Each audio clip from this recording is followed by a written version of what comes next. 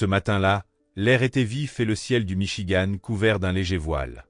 James Bristol, un agriculteur au regard franc et aux gestes mesurés, avait enfin décidé de s'attaquer à une tâche repoussée depuis trop longtemps, retourner l'un de ses anciens champs de soja. Ce vendredi d'octobre 2015, il avait convié 2 de ses amis à le rejoindre de bonne heure. Tous 3 se retrouvèrent chez James vers 7h30. En plaisantant et riant comme de vieux copains, ils prirent la direction du terrain, ignorant que cette journée marquerait un tournant inattendu. Dès leur arrivée, ils se mirent à l'ouvrage, les bottes enfoncées dans la terre humide. Après seulement 20 minutes de travail, James, concentré sur son effort, sentit sa pelle heurter un objet dur. Il s'arrêta net, fronça les sourcils, puis appela ses compagnons. « Les gars, venez voir .Y à quelque chose là-dessous. » Intrigués, ils s'approchèrent, posant leurs outils pour dégager à main nue la terre autour de ce qu'ils pensaient être un vieux poteau de clôture. Mais très vite, les contours de l'objet révélèrent une réalité bien plus inhabituelle. Ce n'était ni bois, ni métal. C'était un os.et pas un petit. Tandis qu'ils écartaient la boue, leur excitation monta. L'objet était immense. L'un des amis, mi-sérieux mi-bouffon, lança en riant. « On a trouvé un dinosaure, c'est sûr. » Il souleva l'os comme un trophée, courant dans le champ les bras en l'air. James, lui, était figé. Et elle ne riait pas, une étrange impression l'envahissait. Ce qu'il venait de mettre au jour n'était pas banal. Peu après, un petit garçon déboula en courant entre les sillons, le petit-fils de James, âgé de 5 ans. Le vacarme avait attiré sa curiosité. Lorsqu'il aperçut le bassin jaillissant du sol, il resta bouche bée, immobile. Sa bouche s'est ouverte et il n'a pas pu détourner les yeux, raconta plus tard James, attendri. Les 3 hommes, à présent rassemblés autour du squelette partiellement dégagé, échangeaient des hypothèses confuses. L'objet semblait ancien, colossal. L'os était recourbé, dense, marqué de stries naturelles. Ils se doutaient qu'il y en avait d'autres en dessous, mais n'avaient ni les moyens ni les connaissances pour aller plus loin. C'est alors qu'ils prirent une décision, contacter le département de paléontologie de l'Université du Michigan. Moins de 24 heures plus tard, une équipe dirigée par le professeur Dan Fisher, paléontologue émérite et directeur du musée universitaire, débarqua sur les lieux. Dès l'instant où Fisher vit la côte partiellement dégagée, il sut. Pourtant, il ne dit rien. Et elle observa en silence, les yeux brillants. Les autres chercheurs, eux aussi, semblaient suspendus dans une attente sacrée. James, troublé par leur mutisme, osa enfin demander. « Alors, vous savez ce que c'est ?» Fisher se tourna vers lui avec un sourire énigmatique. « J'ai une idée, dit-il. Mais je pense qu'il pourrait y avoir bien plus sous terre. Pourriez-vous nous autoriser à creuser davantage ?» James acquiesça, bien que l'idée de transformer son champ en site de fouilles improvisées l'inquiéta un peu. Les chercheurs n'avaient qu'un jour pour agir. Ils se mirent immédiatement à l'œuvre, aidés d'un excavateur local, James Ballinger, venu avec sa pelleteuse. Le champ se transforma en ruche. 15 membres de l'université, bottes aux pieds et gants aux mains, grattèrent, sondèrent, tamisèrent la terre détrempée. Leurs visages exprimaient un mélange de concentration et d'émerveillement. Personne ne parlait vraiment, comme si la terre elle-même contenait un secret qu'ils n'osaient troubler. Puis, en milieu de journée, un cri fendit le silence. « Venez voir !» Tous accoururent. Une défense, longue, incurvée, aux nervures visibles, émergeait lentement du sol. Elle semblait intacte, presque lisse, comme sculptée. À cet instant, Dan Fisher se redressa et déclara « C'est un mammouth. Très probablement un mammouth laineux. » James sentit son cœur battre plus fort. Un mammouth. Sous son champ. Depuis des millénaires. Fisher expliqua que la datation exacte restait à établir, mais que l'animal avait probablement vécu entre 10 000 et 15 000 ans auparavant.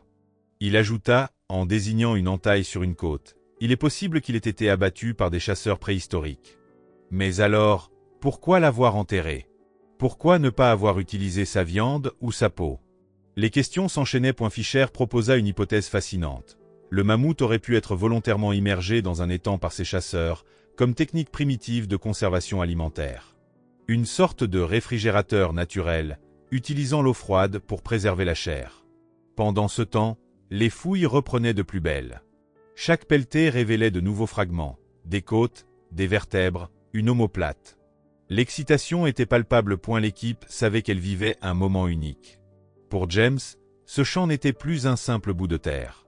C'était devenu une porte sur le passé. Alors que le soleil déclinait lentement derrière les arbres du Michigan, Une ambiance étrange régnait sur le champ. L'endroit, habituellement silencieux, bourdonnait d'une vie nouvelle. Les chercheurs s'activaient encore, bien décidés à profiter de chaque minute de lumière pour approfondir les fouilles. Les premières découvertes ne représentaient peut-être qu'une infime partie de ce que la Terre pouvait encore révéler. James observait tout cela avec un mélange d'étonnement et de fierté silencieuse. Son champ, où poussaient jadis des rangées de soja, devenait à présent le centre d'une effervescence scientifique inattendue. Il avait le sentiment que le sol lui-même parlait, qu'il livrait peu à peu un récit oublié, enseveli depuis des siècles. Peu après la découverte de la première défense, l'équipe mit au jour un crâne partiellement intact. Il était massif, impressionnant, et ses orbites béantes semblaient fixer le vide. Les deux défenses, longues et recourbées, se détachaient clairement du reste de la tête. C'était la preuve incontestable qu'il n'avait pas affaire à un fragment isolé, mais bien à un squelette relativement complet. Les paléontologues s'enthousiasmaient. Ils savaient qu'une telle découverte, dans cet état de conservation, était exceptionnelle. Le professeur Dan Fisher, les mains encore couvertes de terre, ne cessait d'aller et venir, inspectant les fragments retrouvés, les photographiant, les étiquetant avec une méthode presque rituelle. Son visage s'éclairait à chaque nouveau morceau extrait du sol. « C'est l'une des 10 plus grandes découvertes que nous ayons faites dans tout le Michigan », confia-t-il à James avec gravité. À mesure que le squelette se précisait, les chercheurs identifièrent d'autres éléments. Des côtes parfaitement alignées, une portion bien conservée de la colonne vertébrale, ainsi que les deux omoplates. Seules les pattes arrière, les pieds et quelques petits os manquaient à l'appel. Néanmoins, l'état général du squelette restait remarquable. Les paléontologues comprirent qu'ils auraient entre les mains un matériel d'étude inestimable. Mais une question demeurait. De quelle espèce de mammouth s'agissait-il? Fisher, prudent, expliqua qu'il ne s'agissait peut-être pas d'un mammouth laineux classique. Les proportions du crâne, la forme des défenses et certaines particularités des os semblaient indiquer une espèce hybride, le mammouth jeffersonien. Une créature rare, que l'on pense issue d'un croisement entre les mammouths colombiens et les mammouths laineux. Cette hypothèse fascinait James autant qu'elle l'inquiétait. Il se demandait ce que cela impliquait. Son terrain, qu'il croyait connaître par cœur, abritait en réalité une créature vieille de plusieurs millénaires, témoin d'une époque révolue. Cela dépassait son imagination. Pendant ce temps, la nouvelle s'était répandue comme une traînée de poudre. Dès le lendemain, des curieux commencèrent à affluer à la ferme. Voisins, enseignants, familles, photographes, tous voulaient voir de leurs yeux les os du mammouth. Certains venaient de Chelsea, d'autres de Battle Creek, et même de Jackson. La petite route menant au champ, habituellement vide, vit passer des dizaines de voitures. James, toujours accueillant, leur parlait avec passion. Il racontait la découverte, montrait les clichés, et laissait parfois approcher les visiteurs de la zone de fouille. Il voyait dans leurs yeux le même émerveillement que celui de son petit-fils. Un matin, un homme âgé, en soins palliatifs, demanda à venir voir les os. Il tenait à contempler cette créature du passé avant de quitter ce monde. James accepta sans hésiter. L'homme s'agenouilla près de la défense, posa une main tremblante sur l'ivoire ancien, et resta là, longtemps, silencieux. Ce moment frappa profondément James. Ce n'était plus seulement une découverte scientifique.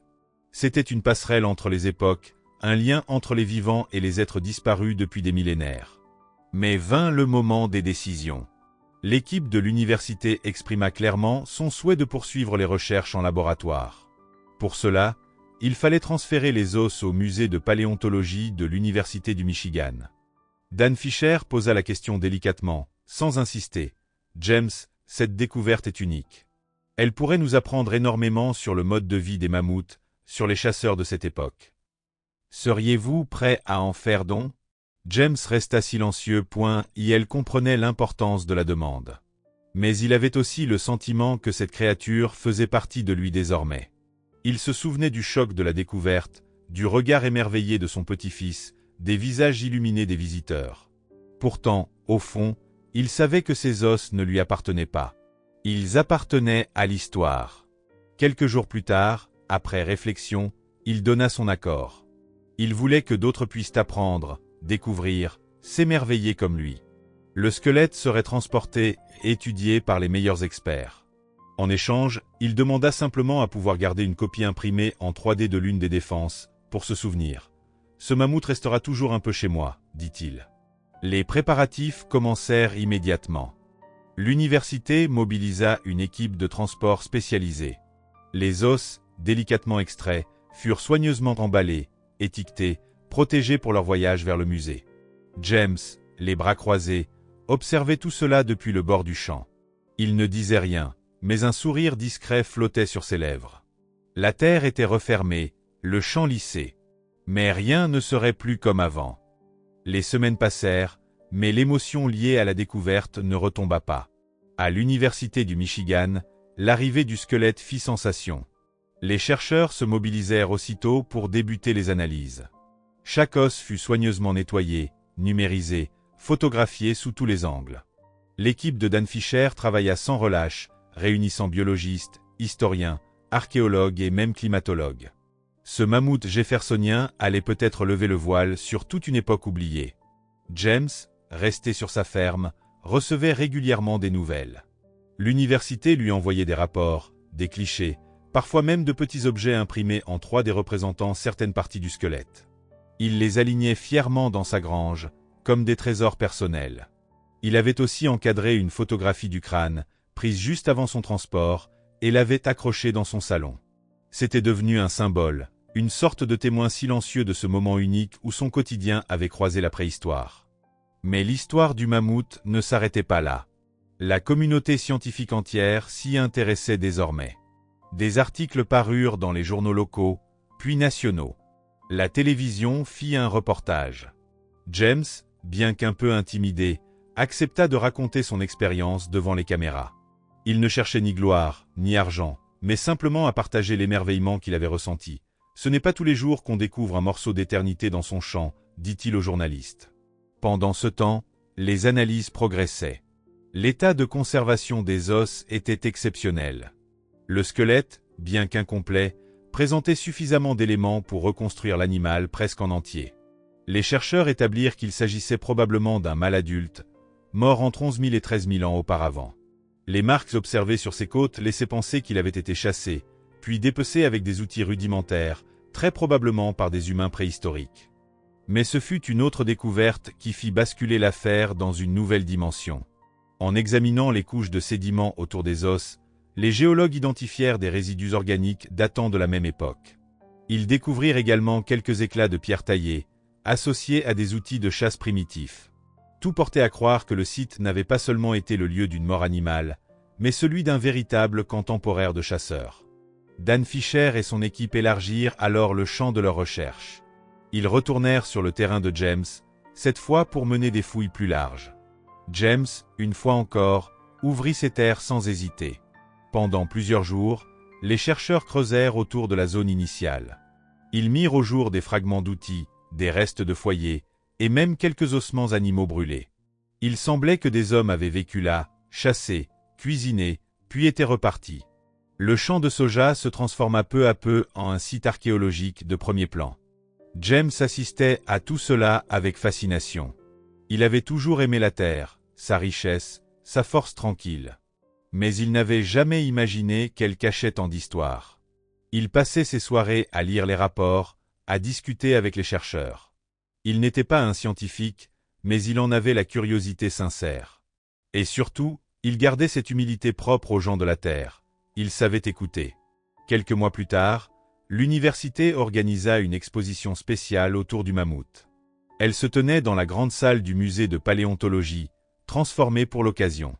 Au centre, trônait la reconstitution complète du squelette, dressée sur une plateforme circulaire. Les visiteurs affluaient, émerveillés par la taille de l'animal, par la délicatesse des os, par le mystère qu'il continuait de dégager. Un panneau informatif précisait « Découvert en 2015 sur une ferme privée près de Chelsea, Michigan, grâce à l'intuition de James Bristol ». James fut invité à l'inauguration. Il arriva vêtu simplement, avec sa casquette et sa veste en toile. Lorsqu'il pénétra dans la salle et aperçut le mammouth, reconstitué, illuminé par des projecteurs, il fut saisi d'un frisson. Il s'approcha lentement, les mains dans les poches, et resta un long moment devant la défense droite. Une larme silencieuse coula sur sa joue. « Tu es magnifique », souffla-t-il. Autour de lui, les gens parlaient, riaient, posaient des questions. Des enfants pointaient du doigt les pattes, les défenses, le crâne. James, lui, se tenait droit, le regard plongé dans l'ivoire fossilisé. Il pensait à ce matin d'automne, à sa pelle, à la surprise, à l'émerveillement. Il pensait à son petit-fils, à l'homme en soins palliatifs, aux centaines de curieux venus marcher sur sa terre. Puis il ferma les yeux. Ce n'était pas une fin point, c'était une continuité. La mémoire d'un animal ancien venait de renaître. Et lui, simple fermier, en avait été le passeur.